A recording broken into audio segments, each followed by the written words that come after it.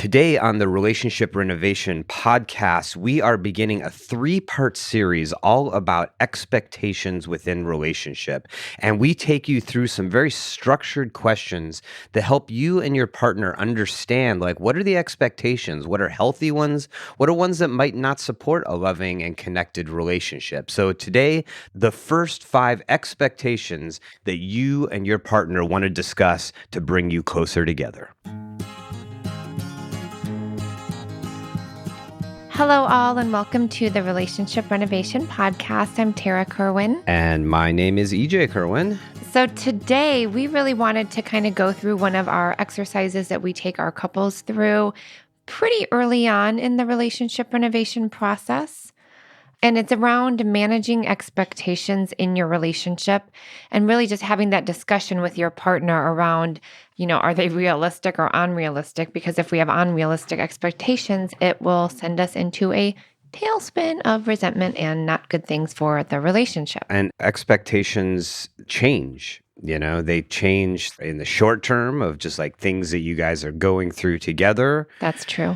And they change over the years, that we have different expectations of our partners, maybe early on in our relationship, and they evolve and change. And I think really talking about these throughout the relationship, because like you said, during transitions, after having children, after children leave, like expectations change. And if we don't have this kind of baseline of how to talk about it, we just get kind of swept up in that unconscious, not knowing what the heck we need or what our relationship needs. Yeah, and I think I'm going to be curious as we go through this, because as always, we kind of, talk about it a little bit from like, sort of a 1,000-foot view where we're going to talk about the concept, but then we're going to also go through this exercise and kind of share our own stuff around this, which I think is always useful. And one thing I'm super curious about is like the sort of balance of managing expectations personally and managing expectations together. Yeah. And how those things kind of, overlap and are sort of dependent upon each other in relationship. Yeah. And a lot of couples have said, thank you guys for like sometimes doing the exercises that we have at our at-home program or in-office program, because it kind of gives them like a modeling of how we have and facilitate our couples to talk about it, because that's the most important thing, like having these discussions with your partner. And E.J. and I really like to model like what it looks like, and a lot of people appreciate that. So what we're going to do today is Tara and I are just going to move through the first like third of those expectations, and hopefully they create some thought-provoking questions for you at home and maybe some points to engage with your partner. And the idea is, when you answer, E.J., I don't have to give any of my input, my feedback. It's really about being curious and heart with ears while your partner is sharing kind of what they're saying. Because if we kind of block it or be like, why would you think that? It's not going to go anywhere good. And for people who are maybe considering doing our at-home program and we lead you through exercises just like this, the other thing is like sort of being aware that we might touch upon something together that sort of triggers one or the other person, and that we have to sort of acknowledge that could happen at the very beginning. And Tara and I are looking each other in the eyes right now. Because people, I'm sure, have heard us get triggered with each other. Yeah, and so if one of us gets triggered, we're going to be aware of it, and it's going to be okay to say like, hey, right now this is getting a little bit, I'm feeling things strongly right now. Right. And again, for listeners out there, if you have this expectation and it feels true, that's okay, right? Everyone is very different. It's just about being on the same page around that expectation. Yeah. So let's get on the same page, Tara. Okay. All Be right, ready. Let's do it. So the first expectation is my partner will meet all of my needs for companionship.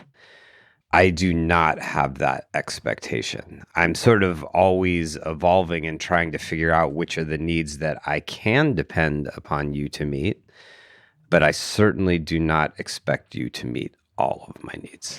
I would say I am on the same page with you. I do not expect you to meet all of my needs for companionship, because I'm a social person. I like to have my friend life and, children life. So yes, I do not feel that I am needing you to meet all of my needs for companionship. And I think really breaking down that question of like, what are the needs of companionship? Like, what does that really mean? Well, and this is definitely one where it evolves, because there's almost this feeling at the beginning of your relationship where your partner is meeting all of your needs because you're just like, oh my God, I just want to be with this person Mm-hmm. continually. Every time we're together, we have the best time. We're connected as friends. We're emotionally connected. We're sexually connected. Yeah. We're playing together. This person wants to know everything about me.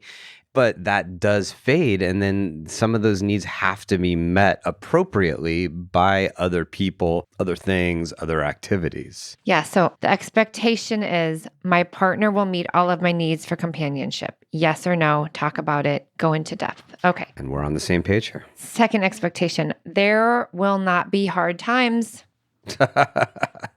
Well, that's just I've like, definitely had couples answer like, no, relationships shouldn't be hard. But I'm like, oh, yeah, let me provide some psychoeducation on this piece of it. It's the yeah. hardest thing in the world. Yeah. I mean, this for me, as we answer this, is just like directly applicable to like, it's been a tough year. It's been a tough year. Tara's gone through a lot of health stuff and a lot of stuff. We're just like crazy busy and stuff. And so, I mean, my expectation is definitely not that there won't be tough times. I think that my expectation is just that we'll be tolerant of tough times and we'll do our best to work through them together. Yes. I've never had life not be hard for me for many reasons. And so I've never had that expectation that there will not be hard times. I just didn't know how regulated I had to become in relationship with an intimate partner when things do get hard. I have to do a lot of work to internally regulate my nervous system during trigger moments. Yeah. So, Well, and I think a big thing for us, and I think for a lot of couples, is learning how we respond to difficult times, and we respond to them in different ways, and figuring out how to get those things aligned. yes. And so that is sort of my expectation, is that we are working to figure out Yeah. how to stay connected during difficult times. I like that. I would agree with that. Okay. So again, that one was there will not be hard times. Talk about that with your partner because I assure you, I wish there wasn't going to be hard times, but there will be. Yeah. I love how that could open up to a deeper conversation, though, between you and your partner about like what are healthy expectations that we have of one another when we are going through a difficult time. I love that. Yes. Oh, that's like a whole another podcast episode. All right. The third one. This is a good one. Are they getting a little tougher? These first two seem like softballs so far. Yeah.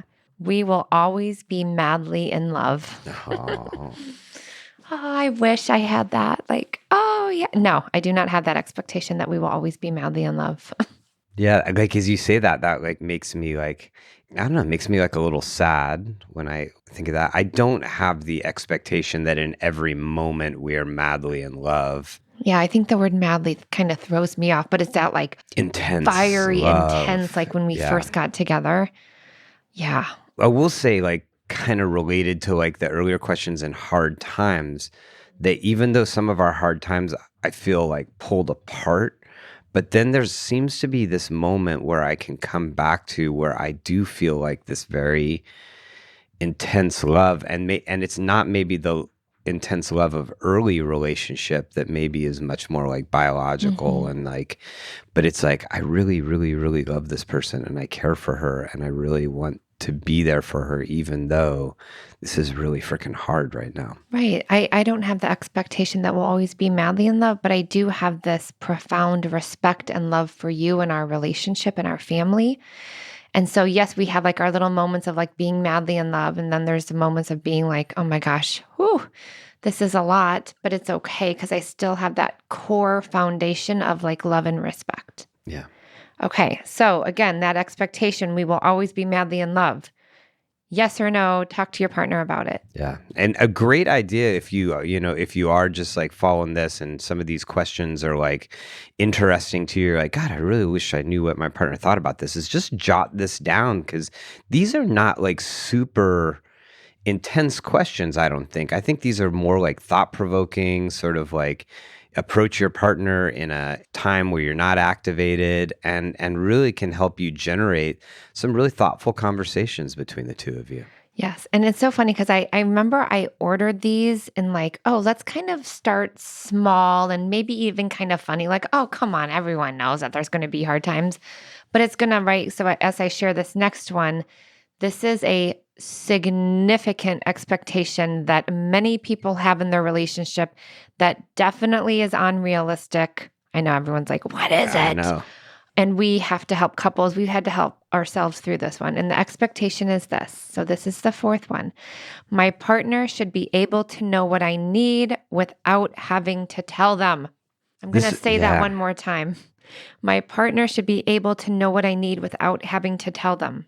I think this is a tough one. I mean, basically, it's like my partner should be a mind reader. They should know what I need and then meet that expectation without me having to say anything.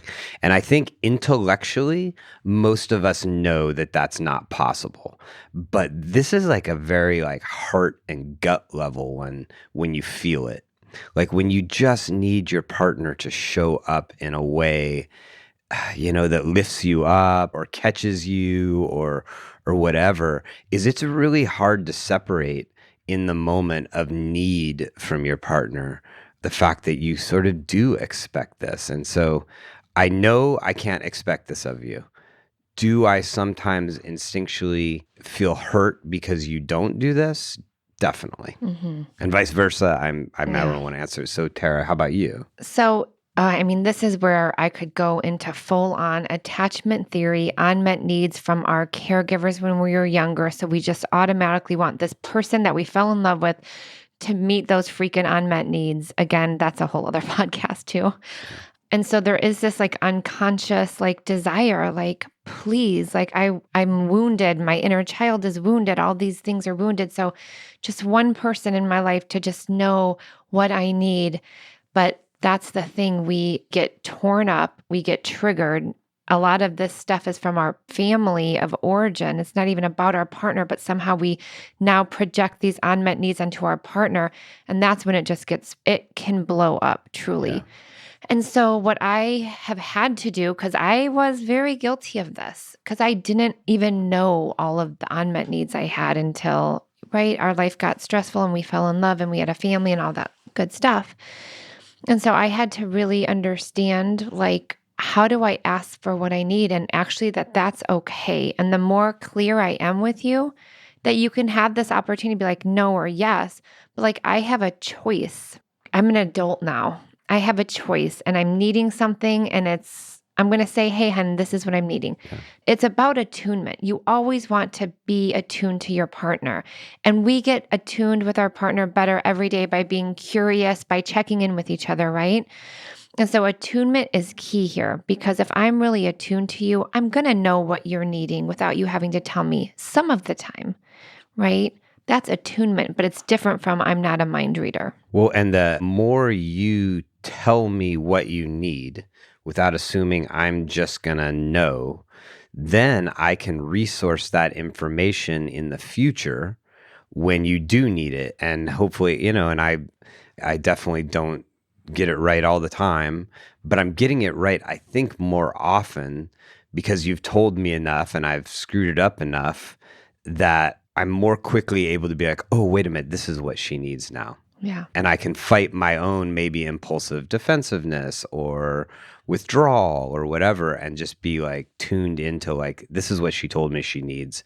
I got to figure out a way to get there. And there's also something to say about it feels so freeing when you're just like, oh, I'm just going to ask for what I need. And then like, if he says no, like at least I was able to ask for it. Like it feels very empowering instead of like, is he going to know that I need this today? Like, and I'm waiting for you. And I'm like making that little checklist of like, I wonder if he's going to do it. Like so much energy is spent on just wondering, assuming, expecting our partner will know instead of just being like, hey, EJ, it would be really important to me if you could be super patient today. Yeah. Because blah, blah, blah. What does that look like? It looks like, I don't know, I need lots of hugs today. It looks like I need you to come close to me, whatever it might be. I'm not feeling good today. Can you like super baby me? I want to be pampered. So again, the expectation is my partner should be able to know what I need without having to tell them. Obviously, it's a juicy one. You can spend so much time on this and it's important. Yeah. Okay. These are all amazing, right? All food for thought. But the next expectation, the fifth one I have down here is time will resolve any problems we may have. That's an interesting one because I mean, there is I can't say yes or no on that one because I think like with time and intentionality, my hope is we can solve all problems. But I can't just depend because this has the potential, I think, to be like sweep it under the rug. Like Yes. if we just don't address this, everything will settle back to its baseline and everything will be okay. And that's poisonous to a relationship because then we did a social media post about this a long time ago and it was like stuffing everything under the rug, including like our daughter and and then Was a good suddenly one. there's this giant pile of stuff under the rug, I right? miss doing those. Yeah. Yeah. And so, no, we can't just assume that time is going to heal all wounds. But with time, intentionality, focusing on what I can control, which is my own stuff, then I hope so.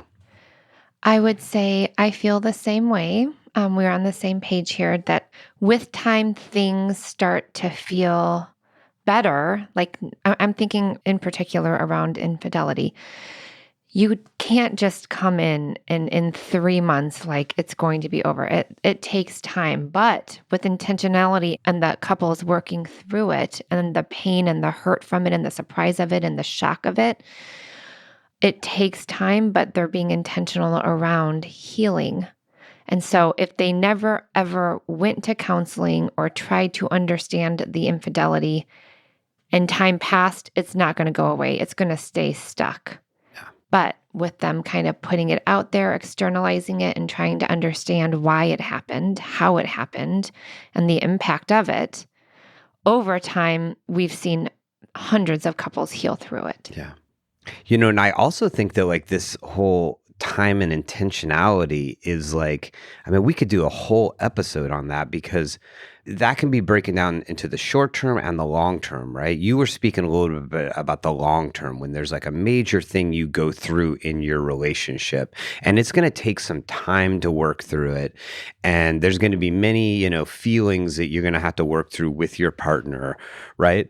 But then there's also the time and intentionality in the short term of like when there's a activating moment in your relationship and you take time in the short term to stabilize, to use your code word, to walk away, to take a few different breaths, to look at your part of it, that you get back into, we've talked about the window of tolerance, that both individuals are back into the window of tolerance so that you can move forward and then solve the problem. And so in the short term, time and intentionality is like, hey, we can restabilize and solve smaller problems together. We can get through smaller, difficult moments. And then there's the time and intentionality of like, wow, this is a big thing we have to heal from.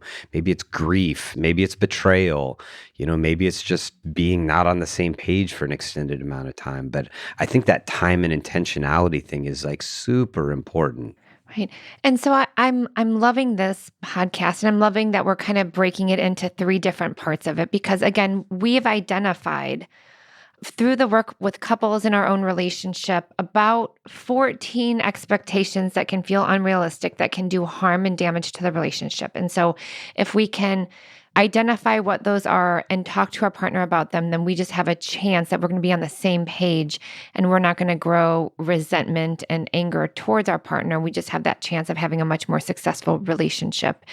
And so, yes, I love that we're doing this into like a little 3-part series because it is a lot. And I think like, I hope people are hearing out there like, this is like a really wonderful discussion that Tarah and I are having. And like, I've made eye contact with her throughout, which doesn't happen all the time in the midst of our busy lives.